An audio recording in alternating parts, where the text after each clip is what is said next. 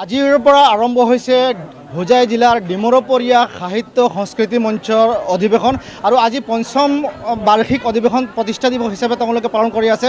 আৰু মই ক'বলৈ লৈছোঁ আৰম্ভণিতে মই এই কথাটো আমাৰ সমগ্ৰ দৰ্শকসকলক জনাব বিচাৰিছোঁ যে একাংশ লোক আছে, একাংশ অসমী মাইৰ সন্তান আছে, যিসকল সন্তানে তেওঁলোকে বিভিন্ন চৰকাৰী বেচৰকাৰী মঞ্চত তেওঁলোকে চাকৰি কৰে, অনুষ্ঠান প্ৰতিষ্ঠানত তেওঁলোকে চাকৰি কৰি আছে।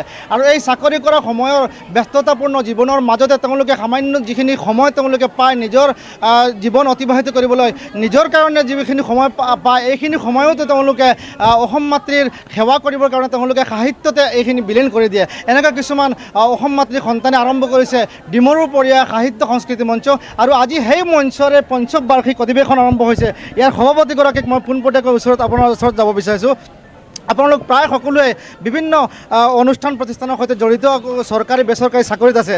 এইখিনি ব্যস্ততাৰ মাজতো যে আপোনালোকে যিখিনি সময় ব্যক্তিগত হিচাপে পায় এইখিনিও আপোনালোকে সাহিত্যত বিলীন কৰি দিছে আৰু আজি আপোনালোকৰ প্ৰতিষ্ঠা দিৱসো আৰম্ভ হৈছে। এই বিষয়ে আমাক কি ক'ব? আচলতে সময়ৰ ব্যস্ততাৰ কথা যিটো কৈছে সেইটো আচলতে মন কৰিলেই চন কৰিব পাৰি, যদি আপোনাৰ ইচ্ছা থাকে, আগ্ৰহ থাকে। অতি ব্যস্ততাৰ মাজতো আপুনি সময় উলিয়াব পাৰি। গতিকে সময় অলপ কষ্ট হয় যদি উলিয়াব পৰা যায়। ইতিপূৰ্বে আমি ডিমৰুপৰীয়া সাহিত্য সংস্কৃতি মঞ্চৰ পঞ্চম বৰ্ষত বহি দিছোঁ, আমি ষষ্ঠ বৰ্ষতেই বহি দিম এতিয়া। আৰু এই 5টা বছৰত আমি স্থানীয় ইতিহাসক অনুসন্ধান কৰি গৱেষণা কৰি বিভিন্ন কথা আমি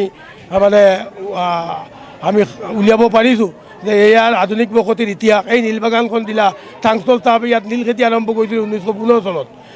তেতিয়া আছাম ইণ্ডিগো কোম্পানীক ব্ৰিটিছ চৰকাৰে তেতিয়া কেইবা হাজাৰ বিঘা মাটি এটা আবণ্টন দিছিল আৰু নীল খেতি আৰম্ভ কৰিছিল। কিন্তু নীল খেতি বিফল হ'ল। সেই নীল খেতিৰ পৰা কিন্তু নীলবাগান এনেকুৱা বহুত কথা আমি কৰিছোঁ। আমি